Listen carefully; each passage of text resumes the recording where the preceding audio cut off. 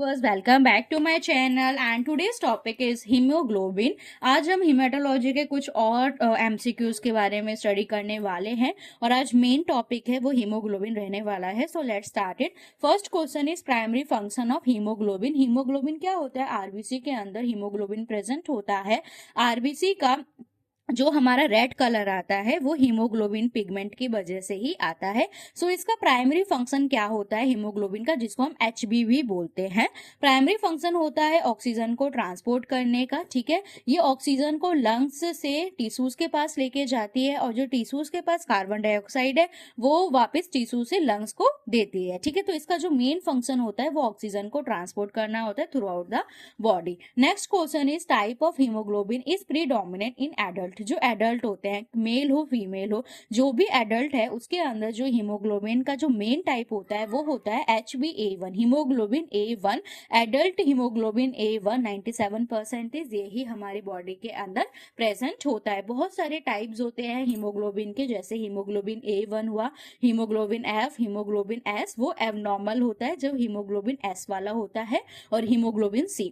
सो इसमें पूछा गया था कि मेन टाइप क्या है हीमोग्लोबिन का जो एडल्ट के अंदर होता है, उसका नाम है A1। Okay, after that next question is element essential for synthesis of haemoglobin. Haemoglobin को बनने के लिए कौन सा एलिमेंट इंपॉर्टेंट है, कौन सा माइक्रो न्यूट्रिएंट इंपॉर्टेंट है, वो होता है आयरन। ओके, इसलिए जब आयरन की डेफिशिएंसी होती है तो एनीमिया जैसी प्रॉब्लम हो जाती है। Next question is condition associated with genetic mutation in the beta globulin gene. जब भी बीटा ग्लोबुलिन जीन में कुछ जेनेटिक म्यूटेशन मतलब कुछ चेंज हो जाता है, एबनॉर्मलिटीज आ जाती है, किसमें आती है? बीटा ग्लोबुलिन जीन में आती है, तो सिकल सेल एनीमिया हो जाता है। सिकल सेल एनीमिया में जो हमारा आरबीसी का जो स्ट्रक्चर होता है, आरबीसी का स्ट्रक्चर ऐसे गोल होता है। ठीक है, बाइकॉनकेव डिस्क की तरह हमको दिखाई देता है। लेकिन जब भी किसी पेशेंट को सिकल सेल एनीमिया होता है तो उसका जो आरबीसी है उसका साइज ऐसा हो जाता है। ठीक है, जो आप मून बोल सकते हो, हाफ मून, इस तरह का जो उसका साइज है या फिर जो उसकी शेप है वो सिकल सेल एनीमिया में ऐसे हो जाती है due to the genetic mutation in beta globulin gene. Okay, after that type of haemoglobin is predominantly primary found in fetal blood. ठीक है, जब भी जो फीटस होता है, ठीक है, अभी उसका बर्थ नहीं हुआ है और फीटस है वो, तब उसके अंदर हीमोग्लोबिन F जो होता है फीटल हीमोग्लोबिन प्रेजेंट होता है और बर्थ के बाद ये रिप्लेस हो जाता है HbA1। ठीक है, तो फीटस के अंदर HbF वाला हीमोग्लोबिन होता है और एडल्ट के अंदर HbA1 वाला हीमोग्लोबिन प्रेजेंट होता है। Next question is technique commonly use for estimation of haemoglobin का कंसंट्रेशन को उसको हमने क्या करना है, चेक करना है। तो कौन सी टेक्निक होती है? उसको हम स्पेक्ट्रोफोटोमेट्री बोलते हैं। स्पेक्ट्रोफोटोमेट्री में why measuring the absorbance of light by haemoglobin in the sample. ठीक है, कितना एब्जॉर्बेंस हुआ है लाइट के द्वारा बाय हीमोग्लोबिन का इन द सैंपल। तो स्पेक्ट्रोफोटोमेट्री एक ऐसा टेक्निक है commonly use for estimation of haemoglobin concentration.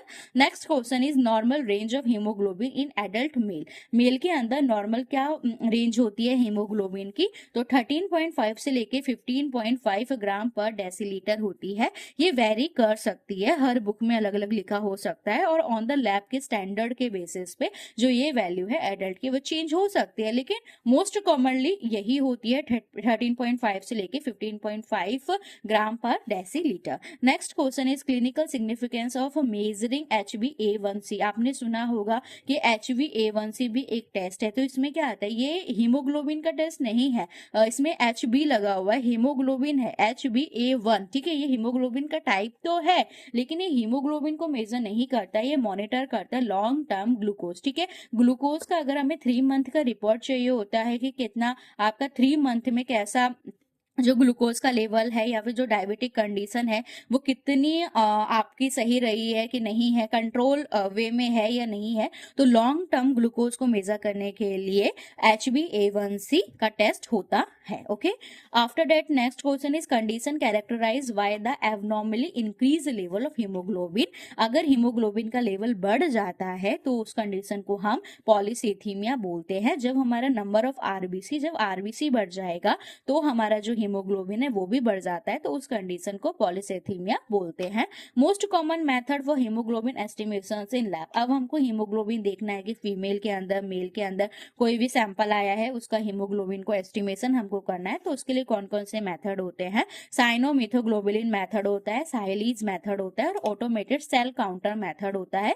ये मोस्ट कॉमनली मेथड्स होते हैं, लेकिन आज के टाइम पे जो लैब्स है उनके अंदर ऑटोमेटेड सेल काउंटर्स जो हैं वो उसमें हीमोग्लोबिन का एस्टिमेशन बहुत ही इजीली और एकदम एक्यूरेट हो जाता है। Next question is biochemical pathway responsible for degradation of a haemoglobin. जो आरबीसी होता है उसका लाइफ स्पेन कितना होता है, वो कितने दिनों तक सर्वाइव करते हैं, 120 डेज प्लस माइनस 20 डेज।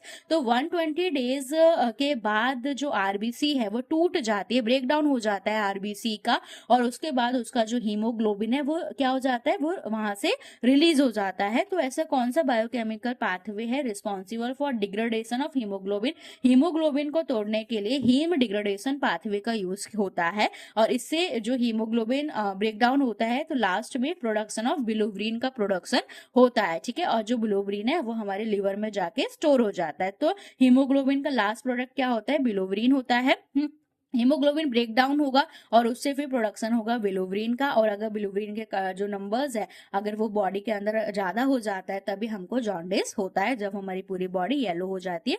इसका पूरा एक पाथवे है जो मैं आपको किसी और वीडियो में पूरा एक्सप्लेन करूंगी। So next question is what is the primary purpose of haemoglobin electrophoresis. Haemoglobin को जब भी हमको कभी प्राइमरी एस्टिमेशन करना होता है तो इलेक्ट्रोफोरेसिस भी एक टेक्निक होती है। इलेक्ट्रोफोरेसिस एक ऐसी टेक्निक होती है जिसमें हम सेपरेट करते हैं या आइडेंटिफाई करते हैं डिफरेंट टाइप ऑफ हीमोग्लोबिन की हीमोग्लोबिन A1 कितना है, हीमोग्लोबिन S तो नहीं है, हीमोग्लोबिन A2 कितना है, हीमोग्लोबिन C कितना है, तो उसको सेपरेट करके फिर आइडेंटिफाई किया जाता है different type of haemoglobin. Electrophoresis में ऐसे बैंड जैसे बनते हैं एग्रारोस जेल के ऊपर, तो उस वे से सेपरेट एंड आइडेंटिफाई किया जाता है डिफरेंट टाइप ऑफ हीमोग्लोबिन।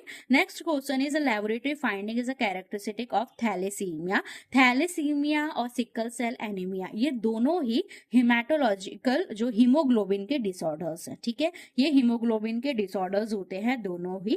तो ऐसा क्या लेबोरेटरी फाइंडिंग होगी कि थैलेसीमिया हम बोल सकते हैं कि हाँ पेशेंट को शायद थैलेसीमिया हो, तो लो एमसीएच। अगर आपका एमसीएच कम है पेशेंट का, मीन कॉर्पसिकल हीमोग्लोबिन अगर कम है तो थैलेसीमिया हो सकता है।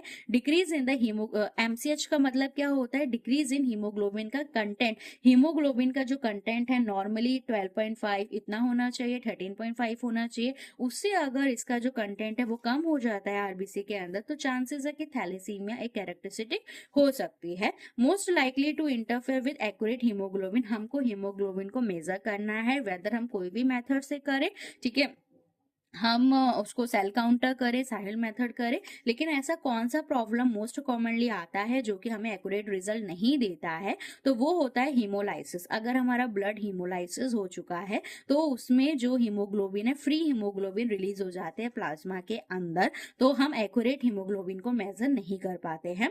Next question is primary concern when there is a increase in carboxy haemoglobin. अगर कार्बोक्सी हीमोग्लोबिन लेवल, अगर जो ब्लड है उसके अंदर कार्बोक्सी हीमोग्लोबिन का लेवल बढ़ जाता है तो किस चीज का कंसर्न होता है प्राइमरी, तो वो होता है कार्बन मोनोऑक्साइड की पॉइजनिंग का। Okay, next question is a method used to detect the abnormal haemoglobin. Abnormal haemoglobin जैसे मैंने आपको बताया कि हीमोग्लोबिन के कुछ डिसऑर्डर्स होते हैं जैसे कि HbS हुआ, थैलेसीमिया हुआ, HbC हुआ, तो इन सबको डिटेक्ट करने के लिए एबनॉर्मल हीमोग्लोबिन के वेरिएंट को डिटेक्ट करने के लिए एक टेक्निक होती है जिसे हम HPLC बोलते हैं, high performance liquid chromatography.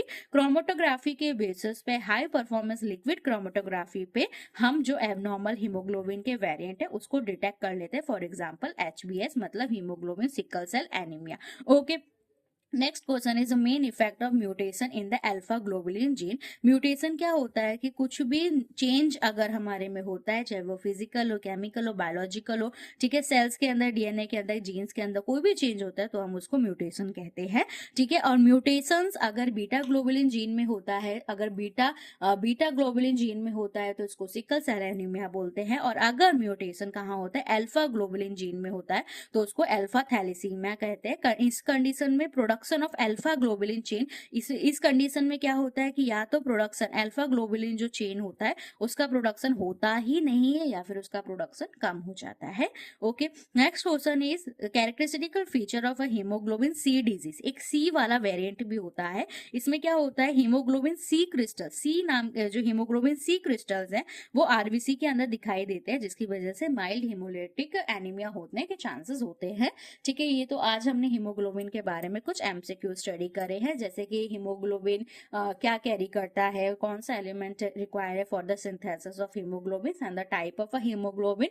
Next video में बहुत सारे और हीमेटोलॉजी के बारे में हम एमसीक्यू स्टडी करेंगे। अगर आपने चैनल सब्सक्राइब नहीं किया है तो आप चैनल सब्सक्राइब कर सकते हो। Thank you.